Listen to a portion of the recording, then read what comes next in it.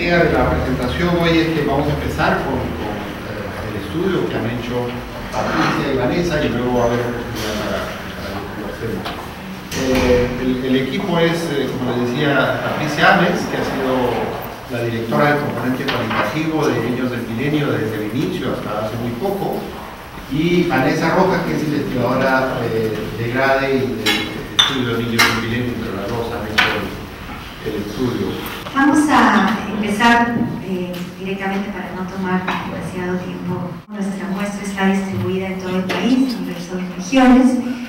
Trabajamos con 2 cohortes de niños, 2.000 niños nacidos en el 2000 o 2001 y 750 nacidos entre el 94 y el 95. En la época que hicimos el trabajo de campo estaba pues, en ese tránsito de la primaria a la secundaria, ¿no? Nuestro estudio cualitativo se hace no con todos los niños de la muestra, sino en 4 lugares con una submuestra, en 4 distritos y con 51 niños, 25 de los cuales participaron de este estudio de la transición a la secundaria. Estos niños tenían, en el momento en que hicimos el trabajo de campo, entre 11 y 13 años, ¿no? Fuimos en el 2007 y regresamos en el 2008, entonces pudimos ver algunos chicos que acababan de entrar al primero secundario en el 2007, otros que estaban en 6º grado, entonces los seguimos a su tránsito al primero secundaria, y para recoger sus perspectivas, que era lo que nos interesaba, usamos una aproximación metodológica múltiple. Usamos entrevistas con ellos, con sus padres, con sus maestros, dinámicas participativas con los chicos, viñetas, sociodramas, observaciones de aula, de comunidad y de hogar. Si nos situamos también en la literatura internacional, podemos ver que esta transición de la primaria a la secundaria se identifica como un momento de cambio particularmente crítico para los jóvenes, ¿no? Por una serie de razones, por los cambios que van a atravesar, tanto personales como institucionales. Y ha sido reportado como uno de los procesos más difíciles en las trayectorias educativas de la niñez, ¿no? Porque también es un momento de cambios, de desarrollo adolescente, ¿no? Nosotros nos enfocamos mucho en este estudio en las expectativas y las experiencias de los propios niños con respecto a la transición, ¿no? Básicamente se concentran en estas experiencias de los niños y cómo las viven, en cómo esto afecta su bienestar y cómo distintos factores y circunstancias afectan esta transición, ¿no? O sea, las características sociales y personales de los niños. Nosotros tenemos en el Perú una matrícula relativamente alta, pero todavía no universal como en primaria, del 75%, pero esto no necesariamente es igual para todos los grupos, ¿no? Entonces hay brechas importantes en la matrícula, también hay brechas importantes en la tasa de transición de primaria a la secundaria, ¿no? Entonces, por ejemplo, mientras que los niños urbanos pasan, digamos, el 97% pasa a la secundaria, solo el 88% de los rurales y de los más pobres pasan de primaria a secundaria. Luego también la tasa de conclusión es el doble para los niños urbanos que para los niños rurales, ¿no? La secundaria, digamos, no está del todo resuelta en nuestro país, ¿no? Digamos, si tenemos una escuela primaria en cada comunidad, no sucede lo mismo en la secundaria, ¿no? Hay muchas menos escuelas secundarias que primarias y hay más dificultad de acceso para los niños rurales, especialmente para los niños indígenas, por ejemplo, no hay una alternativa bilingüe. La distancia a los centros secundarios supone costos que no siempre tienen las familias, ¿no? Dificultad en los recursos para gestionar que los niños vayan a la secundaria. Eso no quiere decir que tengamos que tener una secundaria en cada lugar, pero sí quizás una organización para asegurar que los niños lleguen a donde tienen que llegar. Y otros estudios han señalado también problemas en la gestión y en la calidad de la enseñanza en el nivel secundario. El primer cambio que nosotros encontramos es, digamos, la fuente de información que tienen los niños, la fuente de información que reciben antes de pasar a la secundaria. Esta fuente de información es diversa porque reciben información diversa de padres, de hermanos, primos, otros familiares, maestros y sobre todo pares. El cambio es más evidente, como también lo mencionó Santiago, es justamente que tienen más profesores, porque también conlleva a tener más cursos y enfrentarse a más relaciones sociales con diferentes profesores. Ya no estoy con un profesor todo el tiempo, todo el día, y ya lo conozco al profesor, sino ahora tengo que aprender a ver cómo me desenvuelvo con el profesor de matemáticas, con el profesor de literatura, con el profesor de historia, en fin, ¿no? Hay más cursos, también hay más tareas, y las tareas también están asociadas a al profesor que tienen, ¿no? Hay profesores más exigentes que otros, algunos dejarán más tareas que otros. Ahora, otro cambio que ellos realzan, que es bien importante por la edad también en la que están, es que identifican que están en un proceso en el lo que ellos mismos están pasando por un mayor avance, como están creciendo, están obteniendo mayor conocimiento. A esta edad ya entran a toda la pubertad y comienzan a desarrollar mucho su autonomía, que es algo que ellos valoran bastante. Muchos pasan de escuelas pequeñas a escuelas más grandes, ¿no? Hay percepción generalizada de los niños y de las niñas que en secundaria no hay tanto cuidado por la infraestructura escolar como sí en primaria. Todo es mucho más desordenado y sucio.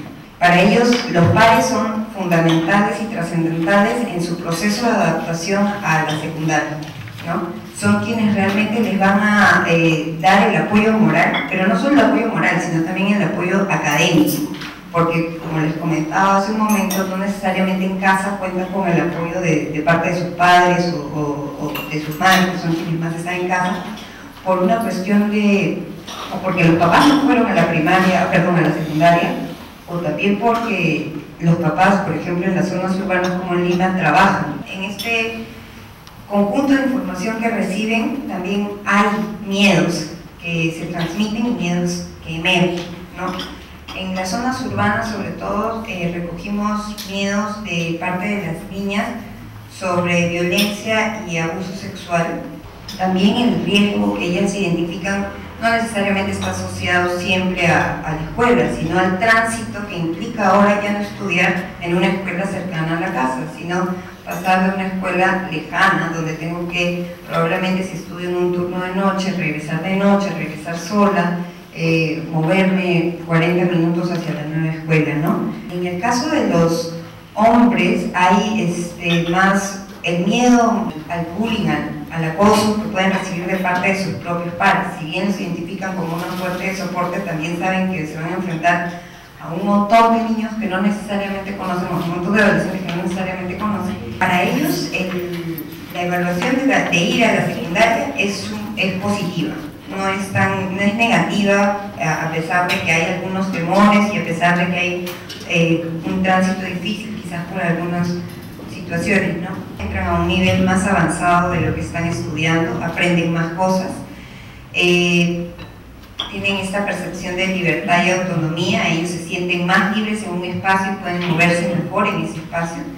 Y bueno, ven a la educación definitivamente como un elemento de bienestar, ¿no? O sea, no solo progresas en el sistema educativo, sino progresas para ti mismo, para tu familia y para el futuro no solo tuyo, sino también de tu familia. Tampoco queríamos olvidar que las transiciones también son diversas, ¿no? Que hay distintas trayectorias y distintas formas de vivir esta transición. Y entonces me voy a concentrar sobre 3 estudios de caso. Luis es el ejemplo del primer tipo de transición, una distancia física y social mínima, ¿no? Luis hace su primaria en una escuela en un caserío rural en Rioja, en la Amazonía Norte, y pasa a la secundaria que pertenece a la misma institución, aunque está a unos 200 metros de distancia, ¿no? Es otro edificio, otros profesores, pero es la misma escuela institucionalmente. Él no se mueve de su comunidad. Lo más importante quizás es que él pasa con toda su promoción de 6º grado al colegio secundario, ¿no? O sea, él pasa con sus amigos, conoce a todos los chicos, ha hecho toda la primaria con ellos. El segundo caso es la transición, digamos, de distancia media, de un chico urbano, Peter, que vive en una ciudad de la región Puno, donde pasa de una escuela pequeña de barrio a un colegio muy grande de 2.500 estudiantes, ¿no? Es enorme, tiene que dar un examen de ingreso para entrar a esta secundaria, que es pública. Ingresa con 1 o 2 compañeros de la primaria, ¿no? Y con muchos otros chicos de otros lugares, ¿no? Encuentra instalaciones pues muy amplias, muy grandes, pero con muchos estudiantes, entonces a veces abarrotadas, deterioradas, como hemos visto en las fotografías, sucias, que le incomodan. También hace muchas críticas a la calidad de la enseñanza, que los profesores no enseñan bien, no explican bien. Ese trato más personal, más cercano que vimos en el caso de Luis no se encuentra en el caso de Peter, ¿no? También él indica que cuando le preguntan a los profesores no le contestan, son muy arrogantes, ¿no? Los tratan bastante mal. Y las relaciones entre pares, a diferencia del caso de Luis, están cargadas con mucha agresividad, ¿no? El tercer caso, y aquí pasamos a una chica, es el caso de uno de los 5 estudiantes rurales que migran para buscar una educación secundaria de mejor calidad, ¿no? Y en este caso, Eva va de una comunidad quechua, indígena, rural en Andahuaylas a la capital provincial a seguir sus estudios secundarios. Ella va y viene todos los días de su comunidad, ¿no? Es como media hora en transporte público, pero creo que lo más fuerte para Eva es la distancia social y cultural. Ella tiene que enfrentar la discriminación, ¿no? Y reporta que no tiene amigos, que juega con su prima, que también va al mismo colegio, y que la llaman con apodos, con nombres, y enfatizan su condición indígena y rural sobre todo, ¿no? Pero ella al mismo tiempo también tiene una serie de actitudes discriminatorias con su entorno rural inmediato, ¿no? Entonces con las chicas de su promoción, digamos, que se quedaron a estudiar la secundaria en su comunidad, ella es muy altanera, muy creída, se ha negado a seguir hablando quechua, a seguir usando la manta, la vestimenta tradicional. Y estos 3 casos creo que se relacionan con el siguiente aspecto que queremos señalar con respecto a cómo ellos ven la educación, el tránsito a la secundaria, a pesar de que hay momentos difíciles, como algo en un marco más amplio, ¿no?